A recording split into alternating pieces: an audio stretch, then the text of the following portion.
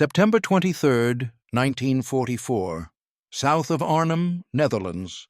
SS-Panzergrenadier Horst Weber crouched in a foxhole as British infantry advanced toward his position. His unit, Kampfgruppe Knaust, had prepared a counterattack. 4 Tiger tanks, 3 Panthers, 7 of the most powerful armored vehicles Germany produced. Weber watched his commanders coordinate the assault with confidence. "We were convinced that we would gain another victory here, that we would smash the enemy forces." Then he heard it.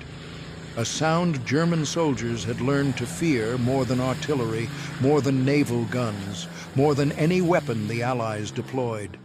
The distinctive howl of Napier Sabre engines. 24 cylinders arranged in an H configuration, producing 2,180 horsepower. The Hawker Typhoon.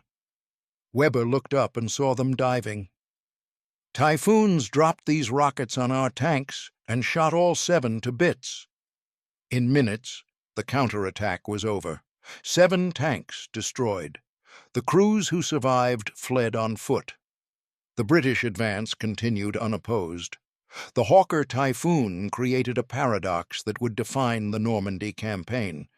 Post-battle analysis revealed that Typhoons actually destroyed fewer than 100 German tanks in the entire battle for France.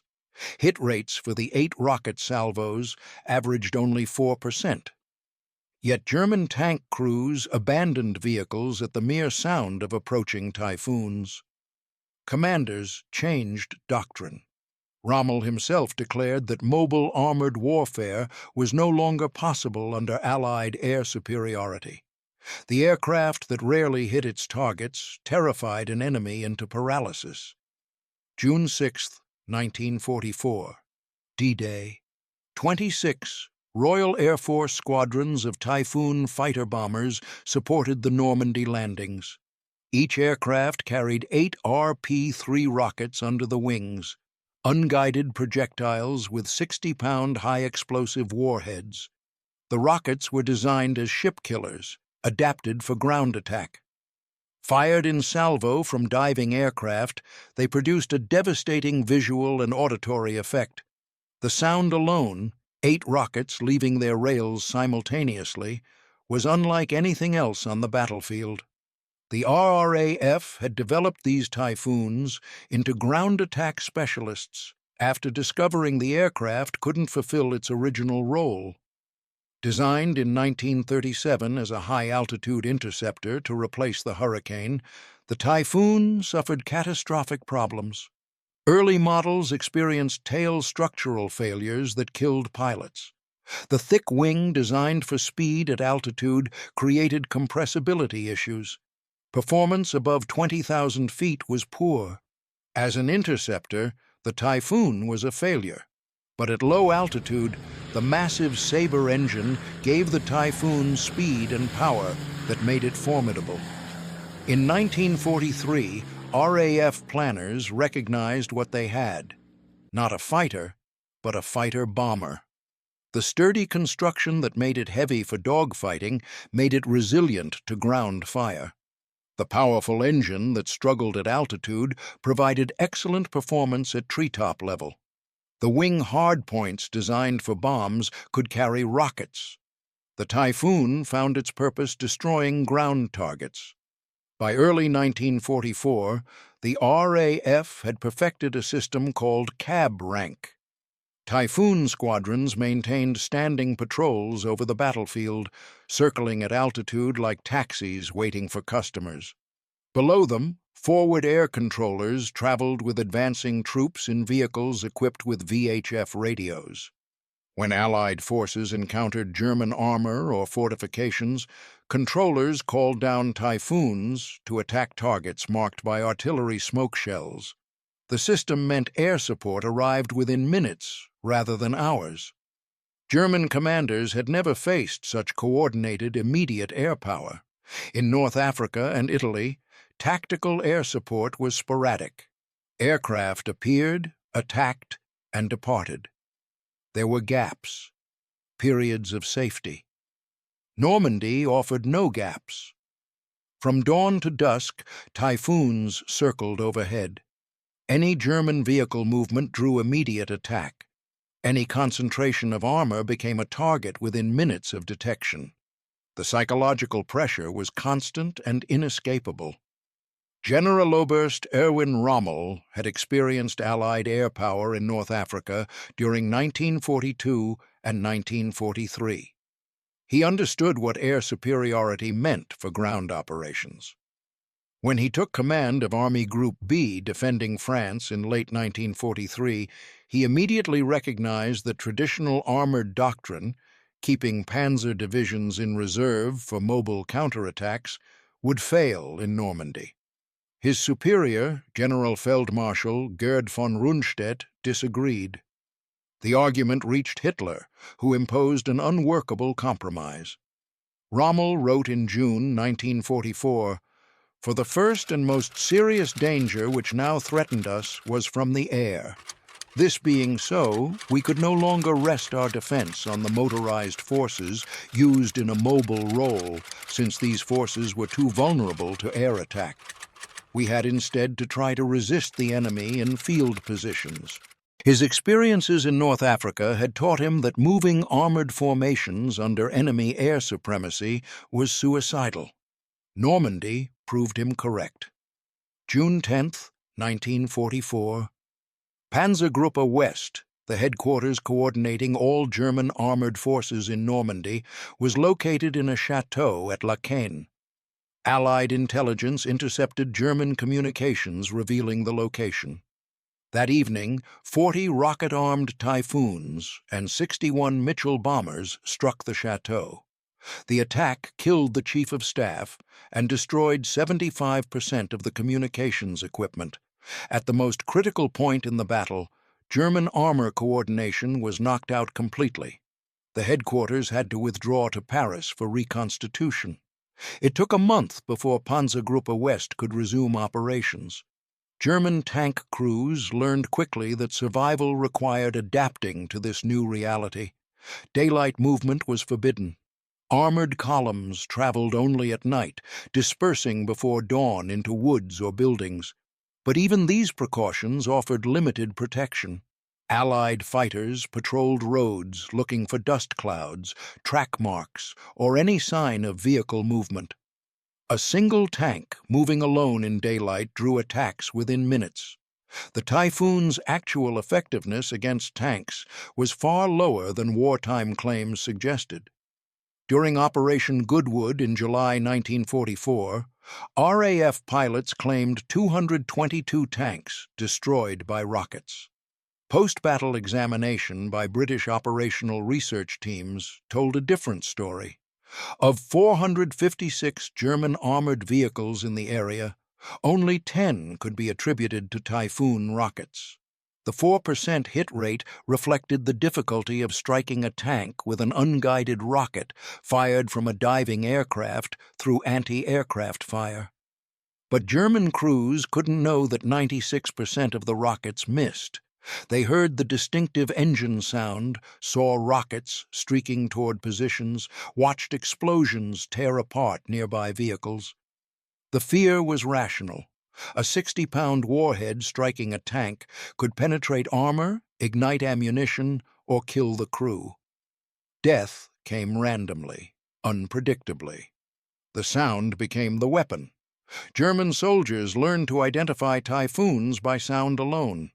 The psychological association, Typhoon sound equals rocket attack, created panic responses. Tank crews abandoned vehicles, even when remaining inside, offered better protection. Field Marshal Rommel's naval aide, Vice-Admiral Friedrich Ruge, observed the effect firsthand. He wrote, "The enemy has complete command of the air over the battle zone. Maneuver by our troops on the field of battle in daylight is thus almost entirely prevented, while the enemy can operate freely." The paralysis wasn't theoretical. German commanders wanted to move armored reserves to counterattack Allied penetrations. They couldn't. Any concentration of vehicles drew immediate airstrikes.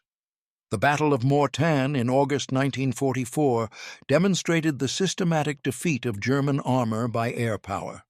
Hitler ordered a counterattack to split the Allied forces and recapture Avranches. German commanders committed substantial armor. The attack required surprise and speed.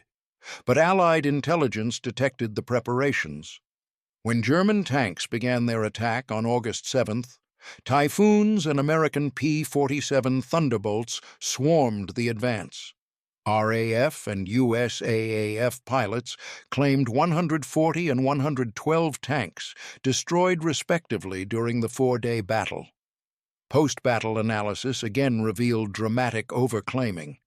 Of 46 German tanks actually lost at Mortain, only 9 could be attributed to aircraft. But the psychological effect stopped the offensive cold. German commanders couldn't coordinate attacks when any vehicle movement drew immediate airstrikes. Radio communications were disrupted. Supply columns couldn't reach forward units. The counterattack collapsed not because tanks were destroyed, but because armored warfare became impossible under constant air attack. The Falaise Pocket in late August 1944 created the enduring image of Typhoon effectiveness. German forces attempting to escape encirclement streamed along narrow roads through the gap between Falaise and Argentan. Typhoons attacked continuously, firing rockets and cannon into the columns. Photographs taken after the battle showed roads littered with destroyed vehicles, dead horses, and abandoned equipment. The carnage seemed to prove the Typhoon's devastating power. But again, detailed examination told a more complex story. Most German vehicles in the Falaise Pocket were destroyed by their own crews after running out of fuel.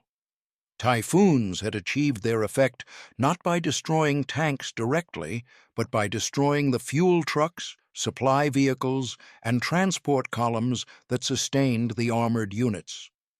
Unable to refuel, German crews abandoned their tanks and fled on foot. The Typhoons won by attacking logistics rather than armor. The cost for Typhoon pilots was severe. Flying low-level attack missions through intense anti-aircraft fire, 151 Typhoon pilots died during the Normandy campaign, 22% of pilots who participated. German flak gunners learned that Typhoons diving to attack were vulnerable. The aircraft's liquid-cooled engine made it susceptible to ground fire. Yet pilots continued flying because the disruption to German operations was obvious. The mere presence of Typhoons overhead paralyzed German mobility. German accounts after the war consistently emphasized the psychological impact of Allied air power. General-Lieutenant Fritz Bayerlein, who experienced the carpet bombing at St. Lo, described terrain transformed into crater-filled moonscapes where no human being was alive. But it was the constant presence of fighter bombers, Typhoons and P-47s, that he identified as decisive. Not one devastating attack, but unrelenting pressure every minute of daylight. The paradox defined the Typhoon's legacy. Operational research proved the rockets rarely hit tanks. The 4% hit rate meant successful tank destruction required luck more than skill. Yet German doctrine changed fundamentally because of Typhoon attacks. Rommel declared mobile armored warfare impossible. Tank crews abandoned vehicles at the sound of approaching aircraft. Commanders kept armor dispersed and hidden rather than concentrated for counterattacks. The fear was more effective than the actual weapon. The lesson applied beyond the Typhoon specifically. Allied air superiority, achieved through overwhelming numbers of fighters, bombers, and fighter bombers, created conditions where German ground forces couldn't operate according to their doctrine. German commanders had built their reputation on mobile warfare, rapid concentration of armor, aggressive counterattacks. All these tactics required freedom of movement. Allied air power removed that freedom. The psychological impact of constant air presence proved more debilitating than the physical destruction inflicted. By September 1944, when Horst Weber watched Typhoons destroy his unit's 7 tanks near Arnhem, the pattern was established and undeniable. German armor might survive the actual attack. 96% of the rockets would miss. But the fear, the disruption, the paralysis of operations under constant air threat had already defeated the Panthers. Weber's unit had been shot to bits, not primarily through physical destruction, but through the systematic dismantling of their ability to fight effectively. The Hawker Typhoon entered service as a failed interceptor and emerged as the symbol of Allied air dominance in northwest Europe. It achieved that status not through revolutionary technology or exceptional accuracy, but through persistent presence and psychological effect. German soldiers didn't need to understand hit rates or operational research statistics. They only needed to hear that distinctive engine sound, watch rockets streak overhead, and feel the paralysis of knowing that any movement, any concentration, any attempt at mobile warfare would bring immediate attack.